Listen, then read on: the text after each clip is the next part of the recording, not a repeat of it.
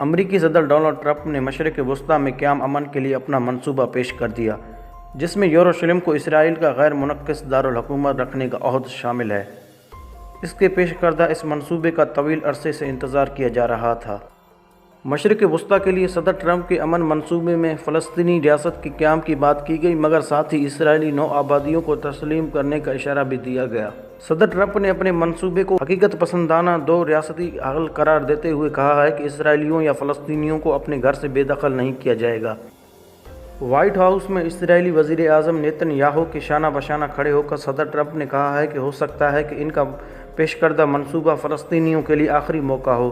فلسطینی اس منصوبے کے پہلے سے افشانہ ہونے والے تجاویز کو پہلے ہی مسترد کر چکے ہیں۔ دوستو، ہم آپ لوگوں کو یہ بھی بتائیں گے کہ صدر ٹرمپ کے پلان کے اہم نکات کیا ہیں۔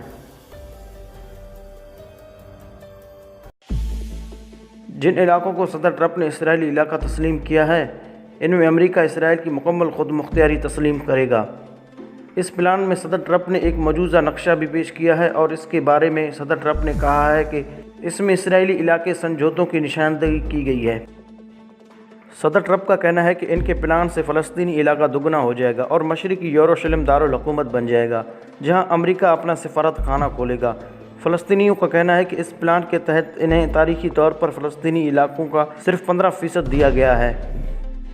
صدر ٹرمپ کے پلان کے مطابق یروشلم اسرائیل کا غیر مشروط اور غیر منعقد دارالحکومت ہوگا۔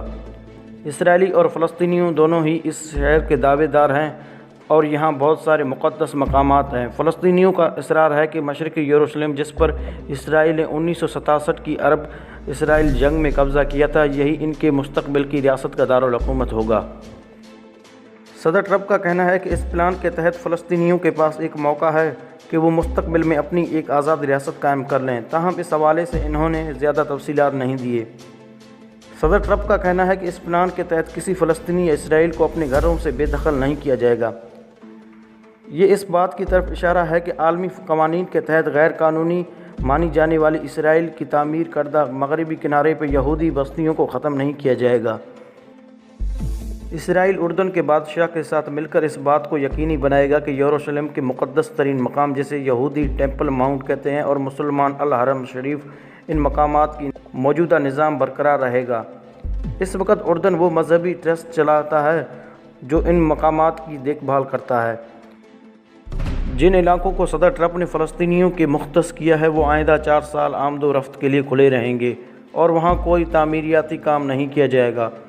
اس وقت کے دوران فلسطینیوں کے پاس موقع ہوگا کہ وہ اس پلان کا جائزہ لے لیں، اسرائیل کے ساتھ مذاکرات کریں اور خود مختار ریاست کے لیے تعین شدہ پیمانے پر پورا اتر آئیں۔ منصوبے کے خدوخال صدر ٹرمپ کے داماد جینٹر کشنر مسودے کی شکل دی تھی اور اسے انتہائی رضاداری میں رکھا گیا تھا۔ بعض مبشرین اسے ڈیل آف دی سینچری، یعنی اس صدی کا سب سے بڑا منصوبہ قرار دے رہے ہیں، جس کا مقصد دنیا کے طویل ترین تنازعات میں سے ایک کا حل تلاش کرنا ہے۔ اسرائیل نے ان تجاویز پر امریکہ کا شکر ادا کیا، تاہم فلسطین انہیں متناسب قرار دے کر پہلے ہی مسترد کر چکا ہے۔ منگل کے روز غزہ کی پٹی میں ہزاروں فلسطینیوں نے احتجاج کیا، جبکہ مقبوضہ غرب اردن میں اسرائیل نے اضافی فوج تعینات کر رکھی تھی۔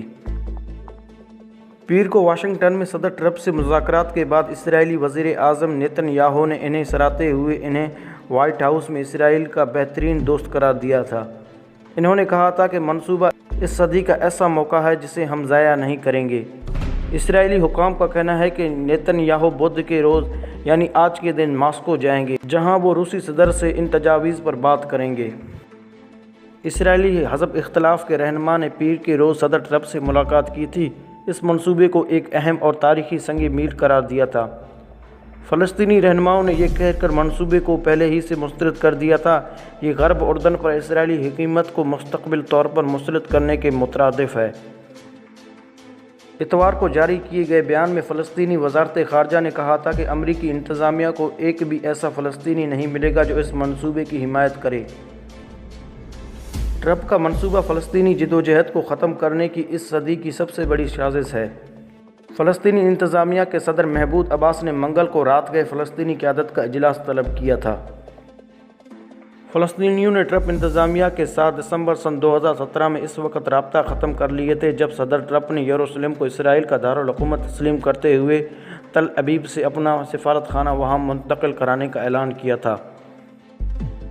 اس کے بعد امریکہ نے فلسطینیوں کے لیے دو طرفہ امداد اور فلسطینی پناہ گزینوں کے لیے اقوام متحدہ کو دی جانے والی امداد بند کرائی تھی۔ گزشتہ سال نومبر میں امریکی وزیر خارجہ نے غرب اردن میں یہودی بستیوں کو بین الاقوامی قانون کے خلاف قرار دینے کے 4 عرصوں پر محیط امریکی موقف سے ہٹنے کا اعلان کیا تھا۔ صدر ٹرمپ کے منصوبے پر غور کے لیے عرب لیگ کا اجلاس سنیچر کے روز طلب کیا گیا ہے۔ ناظرین محترم، آپ لوگ اس منصوبے کے بارے میں کیا رائے رکھتے ہیں؟ کمنٹ باکس میں آپ لوگ اپنی قیمتی رائے کا اظہار کریں۔ آپ لوگوں کا رائے ہمارے لیے مشعل راہ ہے، اور ویڈیو پسند آنے کی صورت میں اس چینل کو سبسکرائب کریں، اس ویڈیو کو لائک کریں، شیئر کریں، اور کمنٹ باکس میں آپ لوگ اپنی قیمتی تجاویز سے ضرور آگاہ کیجیے گا۔ ایک اور نئے ویڈیو تک اللہ نگہبان۔